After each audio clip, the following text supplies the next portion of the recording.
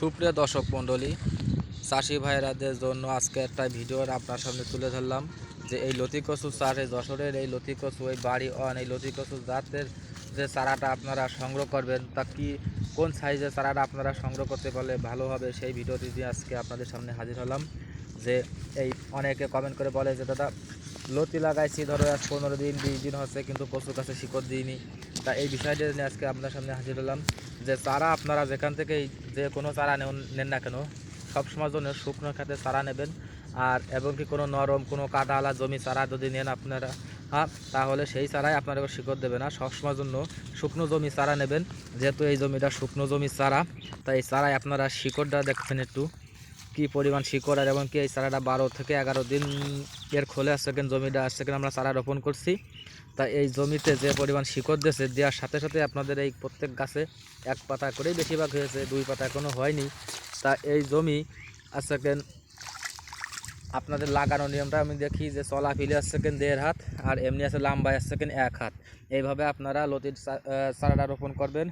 আর চারাটা আপনারা যারা যারা লতি চাষ করতে চান চারাটা সবসময়ের জন্য আপনারা ভিডিও কলে যোগাযোগ করে আপনারা এই চারাটা সবসময় জমি দেখে চারাটা আপনারা সংগ্রহ করবেন। কোনো কাদা আলা জমি, যেহেতু যে জমিতে আপনার চারা সাইজ ভালো বড় চারা দেখবেন যে চিকুন লাম্বা ওইসব চারা আপনারা নিয়ে লাগালে কিন্তু সেই চারা আপনার শিকড় দেবে না, এমনকি সে চারা নষ্ট হয়ে যাওয়ার ভয় আছে। আর বিশেষ করে যে কোন জমি চারা রোপণ করতে পারলে ভালো হয় সেই সব জমি জমি আপনাদের দেখাই দেব। তা চলুন সেই জমি ওই যে আমাদের সাইডে সেই জমিটা আছে ওই জমি চারা এনে আমরা এই জমিতে লাগানো হয়েছে। তা সেই জমি থেকে আমরা নিয়ে যাচ্ছি এই জমির যে চারাটা যে জমি থেকে উঠানো হয়েছে সেই জমিতে এখন নিয়ে যাচ্ছি। ওই যে সামনে সেই জমিটা ওই জমিতেই যাচ্ছে এখন। এই যে চলে আসলাম আমাদের সেই চারা সেই জমিটাই। এই জমির চারা আমরা রোপণ করে থাকি, আমরা সারা বাংলাদেশের এই চারা আমরা ডেলিভারি থেকে তার চারাটা সাইজটা আপনাদের দেখাই যে এই সাইজের চারা আমরা ডেলিভারি দিয়ে থাকি। তা আপনাদের যারা যারা লতি চাষ করতে চান, যাদের যাদের চারার প্রয়োজন তারা আমাদের সাথে যোগাযোগ করতে পারবেন। যে এই চারা শুকনো জমি চারা, যেহেতু এই জমিতে কোনো কাদা নেই, আমরা আজ এই জমিতে পানি দিয়েছি। তা এই জমি থেকে আমরা চারা উঠানো হয়। যেহেতু আমাদের এই জমি থেকে এক চালান চারা উঠানো হয়েছে আর চারা যা আছে সব ছোট ছোট চারা, এই চারা একটু বড় হবে তারপরে এই জমি চারা আপনাদের দেওয়া হবে। আর এরকম জমি আমাদের আরও দোকান আছে আমাদের হাতে, সেই জমি থেকে আমরা এখন চারা উঠাচ্ছি। তা চারাটা সাইজ আছে কিনা এই যে চারাটা খুব শক্ত চারা।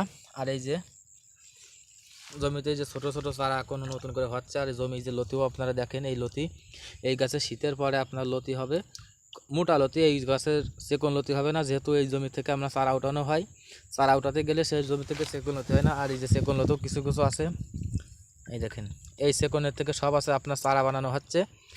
তা আপনাদের এর একটা বিষয় নিয়ে আপনাদের আমি বলি যে চারা জিনিসটা আপনারা নিয়ে যে লাগাবেন, লাগানোর পরে তারপরে যে পরিচর্যাটা যা করবেন সেই সব বিষয় নিয়ে আমাদের সাথে A to Z পরামর্শ নেবেন। আর কখন কি দেবেন সেই বিষয় নিয়ে আমাদের সাথে যোগাযোগ করবেন।